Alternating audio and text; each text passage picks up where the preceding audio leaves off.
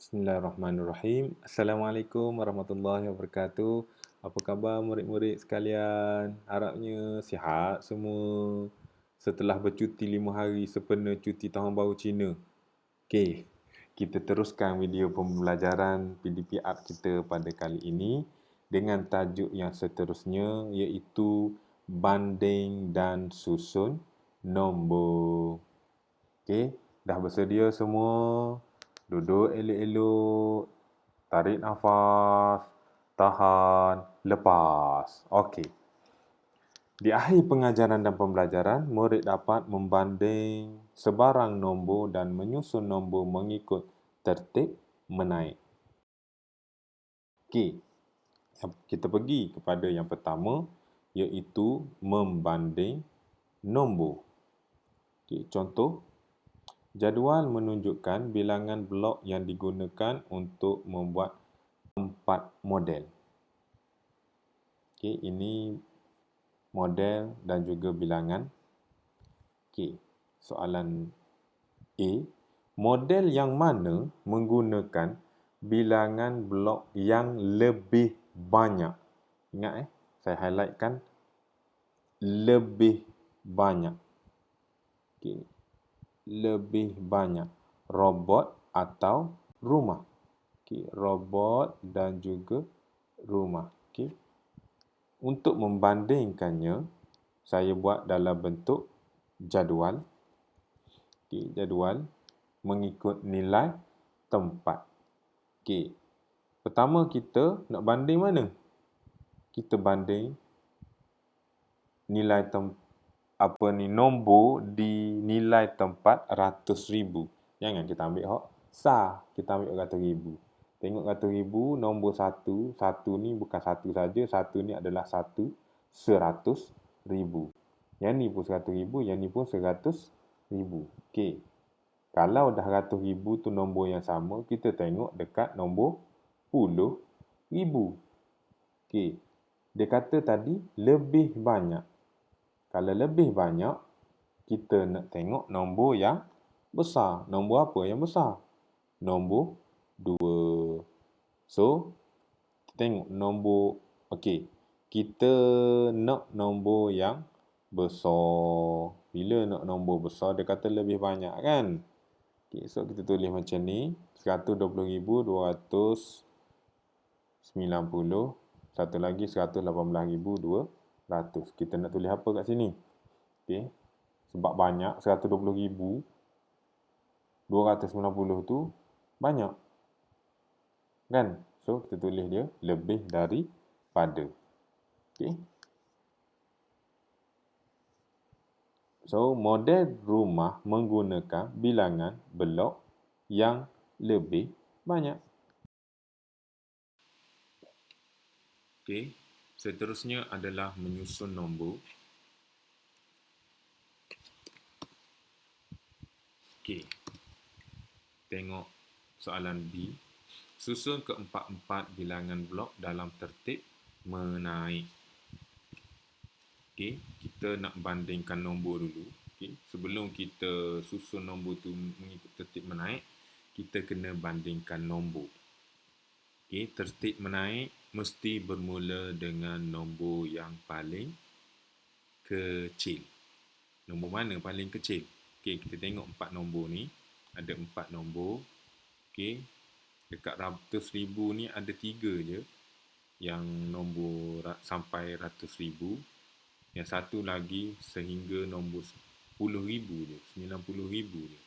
Okay, bermakna dia tak ada ratus ribu. Makna nombor tu adalah nombor yang paling kecil. 98,050. Okay, 98,050. Okay. Antara 3 nombor ni yang paling kecil. 1 dengan 3. Ada 1, 3 dengan 1. 1, 1. Okey, 1, 1 ni maknanya nombor 1 ni adalah nombor yang kecil. Okay, ada 2 nombor 1, nombor yang kecil. Nombor 1. Okey, nombor 1 ni kecil. Yang ni pun kecil. Okey, kita tengok 2 ni dia sama. Kalau dia sama, kita pergi ke nilai tempat 10,000. Tengok pula di sini. 1 dengan 2. Yang mana kecil? Nombor yang ini kecil. 118,200.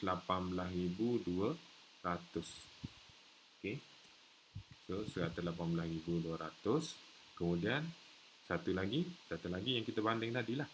120,290.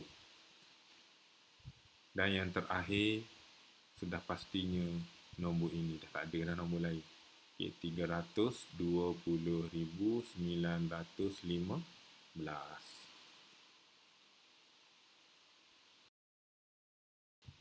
Okey.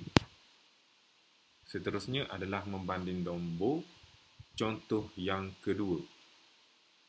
Yang berikut ialah 4 keping nombor. Okay, ada 4 keping nombor. Antara 536,500 dengan 538,900, nilai yang mana lebih kecil?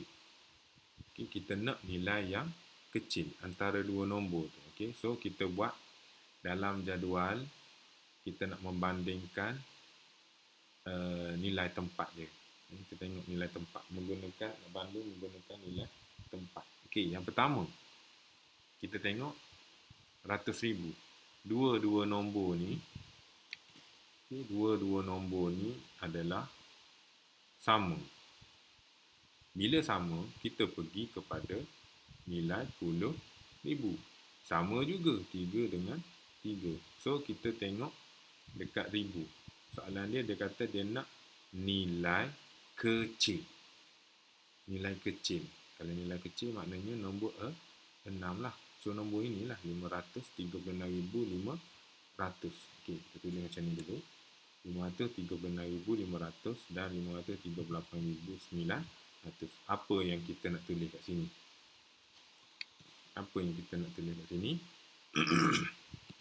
Okey. So nombor ni adalah kecil. So 536,500 lebih kecil daripada 538,900. Okey, kita tengok menyusun nombor. Contoh yang kedua, B. Susun keempat nombor di atas dalam tertib menurun. Okey, kita buat dalam jadual. Kita banding ikut nilai tempat. Okey, tertib menurun. Tertib menurun. Okey, kita nak susun nombor tu tertib menurun.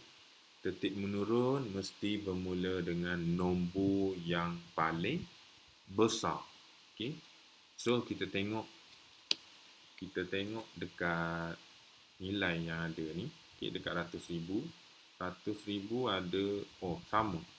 Nombor 5, nombor 5, nombor 5, nombor 5. Semua nombor 5. So kita tengok 10,000. Nombor yang besar. Nombor mana?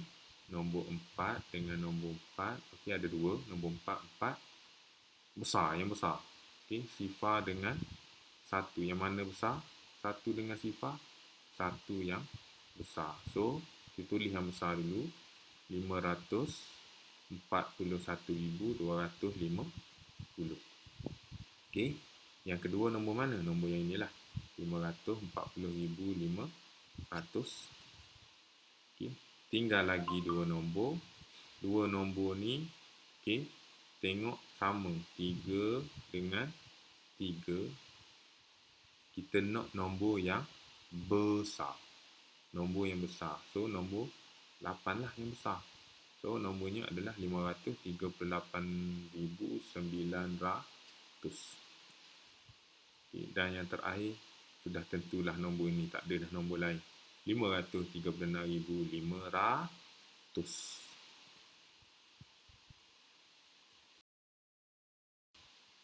Okey, cuba aktiviti ini. Lengkapkan nilai yang mungkin bagi rangkaian nombor di bawah. Okey, soalan ini soalan dalam buku teks. Cuba ini muka surat 9, soalan nombor 4. Kenapa saya tunjuk contoh ni? saya nak suruh murid faham supaya nanti boleh buat soalan dalam buku teks tu. Okey. Tengok sini. 600,128, 600,131, kat sini 600,134. Bukannya tambah aja, 8 tambah dengan 3 dapat 131. 128 tambah 3 dapat 131. Tambah 3. Dah dapat terus 134. Tak dapat. Dia kata dia nak nilai yang mungkin. Okey. Bila nilai yang mungkin, bermakna kat sini murid boleh tulis nombor apa? 600,000 apa? Okey, nombor tu mesti besar daripada 131 dan lebih kecil daripada nombor 134. Maknanya boleh tulis apa kat sini? 600,132 ataupun 600,133. Tu je lah nombor yang ada kat sini. Okey? Nombor itu je yang boleh ditulis kat situ. Okey? Kalau saya tulis 600,136 boleh ke tak boleh? Mana boleh, sebab nombor ni lebih besar daripada 600,134. So tak boleh. So saya tulis kat sini 600,132. Okey, contoh yang kedua. Okey, kalau yang tadi dia susun rangkaian nombor tu secara tertib menaik. Kalau yang ini tengok sini 520,178, ni 511. 1,482 ni 503,791. Ni maknanya apa? Tertib menurun. Okey, nombor apa yang kita nak tulis? Nombor yang kita nak tulis kat sini mesti nombor yang kecil daripada 520,178 dan besar daripada 511,482. So, kalau nak tulis, kalau saya tulis nombor 520,177, boleh tak? Boleh lah. Dia mesti kecil daripada nombor ni. Nampak? Ataupun awak nak tulis 519,000, apa-apa nombor je. 222 ke, 519,000 sifar 1 ke. Janji dia lebih kecil daripada 520,178. Okey. Dan juga dia mesti besar daripada nombor ni. Kalau awak nak tulis 511,483, boleh? Boleh lah, sebab dia dah besar daripada nombor 482.